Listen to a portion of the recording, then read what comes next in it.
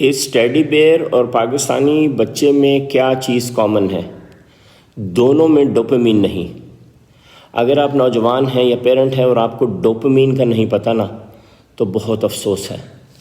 Dopamine ایک chemical ہوتا ہے ہمارے برین میں، جو اس وقت ریلیز ہوتا ہے جب ہمیں کوئی کامیابی ملتی ہے، اور اس سے ہمیں ایک سینس آف پلیجر احساس ہوتا ہے، ایک لذت ملتی ہے، ایک سکون ملتا ہے، ایک روحانی خوشی ملتی ہے۔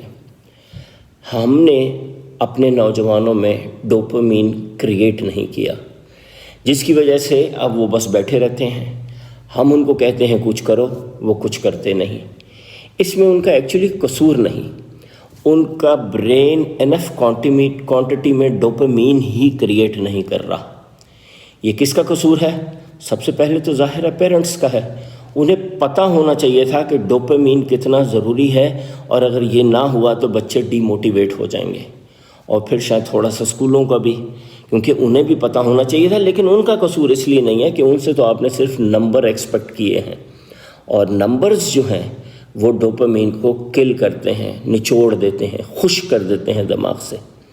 تو ڈوپامین کیسے کریٹ ہوتا ہے؟ ڈوپامین پہلے تو کریٹ ہوتا ہے جب آپ بچوں کو ٹائم پہ سلاتے ہیں اور صبح کی روشنی میں باہر نکال کے انہیں نیچر دکھاتے ہیں۔ لیٹ سونے سے ڈوپامین بننا بند ہو جاتا ہے۔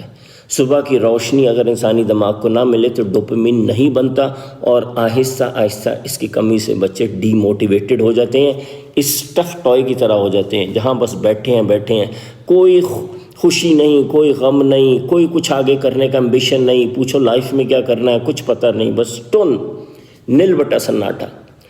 لیکن ہمارے ہاں نیند کا مسئلہ یہ ہے کہ تو ہماری تو دعوتیں 10 بجے شروع ہوتی ہیں، 11:30 بجے تو شادیوں کا کھانا کھلتا ہے۔ پولیس والوں کو تو دیکھ کے ہم لیٹ کھانے کھاتے ہیں کہ گورنمنٹ کی پابندی ہے 12 بجے بند کرنے کی، تو ہم نے تو 1 بجے کھانا کھانا ہے۔ خیر یہ اب کیا ہے اس پہ۔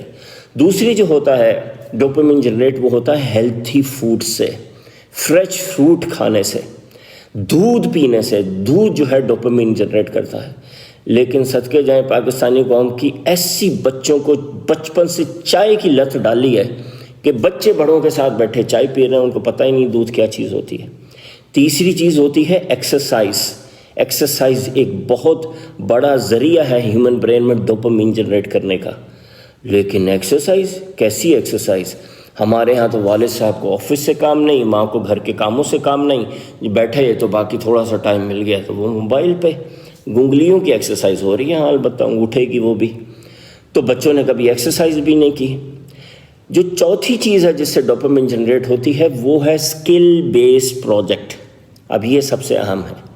جب ہم بچوں کو چھوٹی چھوٹی سی اسکل سکھاتے ہیں، مہارت سکھاتے ہیں، آری استعمال کرنا سکھائی، پینٹ برش استعمال کرنا سکھایا، کوئی چیز بنانی سکھائی، لیگوز استعمال کرنا سکھائے، مختلف قسم کے پروجیکٹس دیے، مختلف قسم کے آئیڈیاز دیے، جس سے ان کی اسکل بلڈ ہوں اور جس سے وہ کچھ کر پائیں، تو جب وہ کرتے ہیں چھوٹے چھوٹے پروجیکٹس تو ان کے مائنڈ میں اسی وقت ڈوپامین جنریٹ ہوتی ہے۔ آپ نے دیکھا ہوگا ایک بڑی معصومانہ ایک خوبصورت سی اسمائل آتی ہے بچے کے فیس پہ نا، جب وہ کچھ اپنے ہاتھ سے کنسٹرکٹیو کرتا ہے، وہ لمحہ ہوتا ہے جب اس کے برین میں ڈوپامین ریلیز ہو رہی ہوتی ہے۔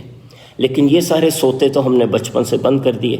اب وہ جو نوجوان ہو گیا 21، 22، 23، 24 سال کا، اس کو کچھ کرنے کو دل نہیں کرتا، اس کو سب ڈانٹتے ہیں، وہ خود بھی کچھ کرنا چاہتا ہے لیکن وہ نہیں کر پا رہا، کیونکہ اس کے دماغ میں اب ڈوپامین ہی جنریٹ نہیں ہو رہی۔ تو یہ جو اسکل بیسڈ پروجیکٹس ہیں، یہ اسکول نے تو کرانے نہیں، کیونکہ وہاں تو رٹا لگانا ہے، رٹے سے تو یہ ڈوپامین بننا اور بند ہو جاتی ہے۔ گھر میں ہم نے اس کو ہر وقت یہ کہتے رہنا تم پڑھائی نہیں کرتے، یہ کیا کر رہے ہو، وہ کیا کر رہے ہو، وہ کیا کر رہے ہو، یہاں بیٹھو وہاں نہ کرو، یہ نہ کرو، اچھل کیوں رہے ہو۔ بس ڈوپامین بننا بند، اور پوری پاکستانی قوم نل بٹا سناٹا، بالکل اس بنی ریبٹ کی طرح۔